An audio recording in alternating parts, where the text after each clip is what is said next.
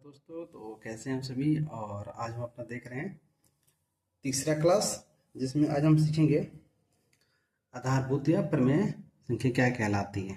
अंकगणित की आधारभूत या प्रमेय संख्या, है ना। आज इसी टॉपिक को इस अध्याय में हम समझेंगे और बहुत ही आसान तरीके से समझेंगे। ठीक है, तो चलिए शुरू करते हैं। देखिए क्या लिखा है।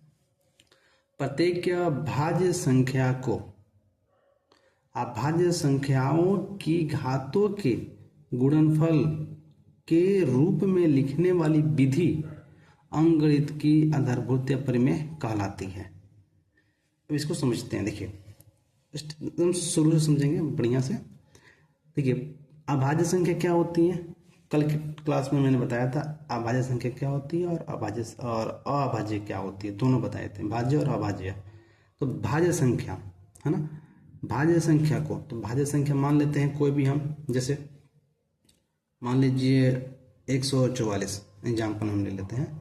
ये 144 हो गया, ये हमारा क्या हो गया, भाज्य संख्या। और एक और संख्या हम ले लेते हैं, ये दूसरा क्यों ले रहे हैं ना, अभी बस आगे देखिए आपको समझ में आ जाएगा। यहाँ पे मैं एक और ले लेता हूँ, जैसे कि 136 दो हो गया। ये दोनों क्या है हमारे पास, भाज्य संख्या होंगे। क्या होंगे, भाज्य संख्या।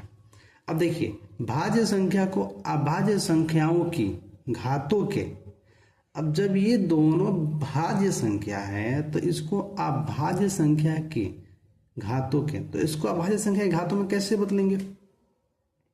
अगर ये भाज्य है तो इसको अभाज्य में बदलने के लिए हमें इसको फैक्टर करना पड़ेगा, तभी तो निकलेगा। चलिए हम फैक्टर करते हैं। यहाँ पे फैक्टर हम कर लेंगे।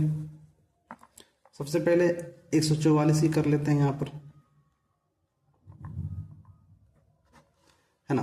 फैक्टर ऐसे किया जाता है, 2 से करते हैं, 2 सत्ते 14 और ये 2 दूना 4, फिर 2 से करिए, 2 तियां 6, 2 छक्के 12 और फिर 2 से 2 एकम 2 हाँ, और 2 अट्ठे 16, फिर 2 से कीजिए, 2 9 18 और ये कितना हो गया, 3 एकम 3 और ये 3 एकम 3। यानी कि देखिए ये 2 कौन सी संख्या है, अभाज्य, 3 भी क्या है, अभाज्य। तो ये इसका जो फैक्टर आया है ना, ये अभाज्य संख्याएं हैं। इसको कहाँ लिखना है, तो आपको इसको यहाँ इसके सामने लिखना है। तो यहाँ लिखिए 2 गुणे 2 गुणे 2 गुणे 2 गुणे 4 बार है जी, और ये हो गया आपका 3 गुणे 3। अब सेम इसी तरह 136 का कर लीजिए, है ना। 136 का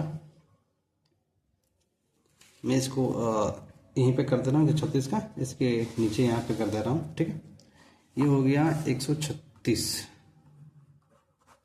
क्या करिएगा, 2 से ही करना है सबसे पहले।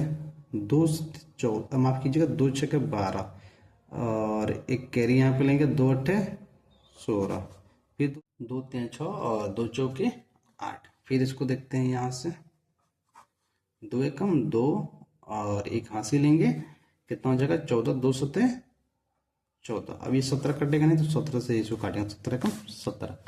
अब 136 का जो हमारे पास अभाज्य जो संख्या आई है वो क्या क्या आई है, देखिए। एक बार हमारे पास आई थी 2, फिर 2, फिर क्या आई 2 और एक बार क्या आया 17।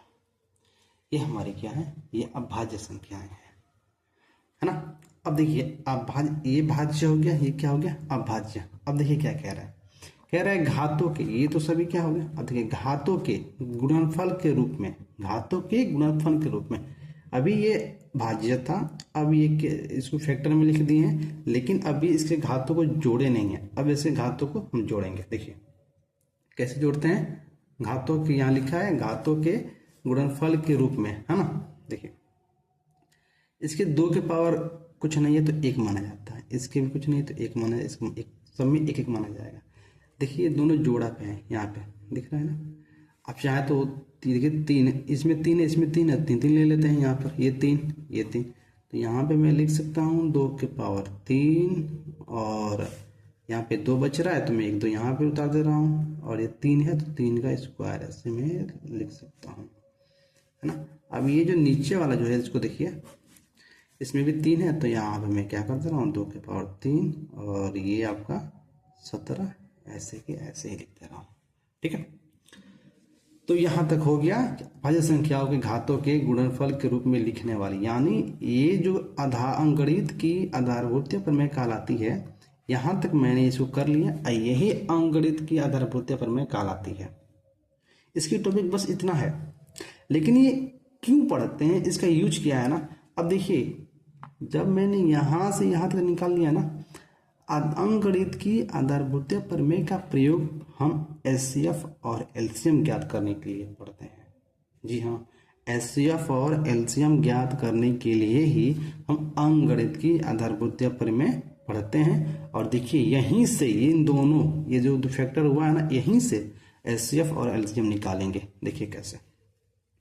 सबसे पहले एचसीएफ देखते हैं,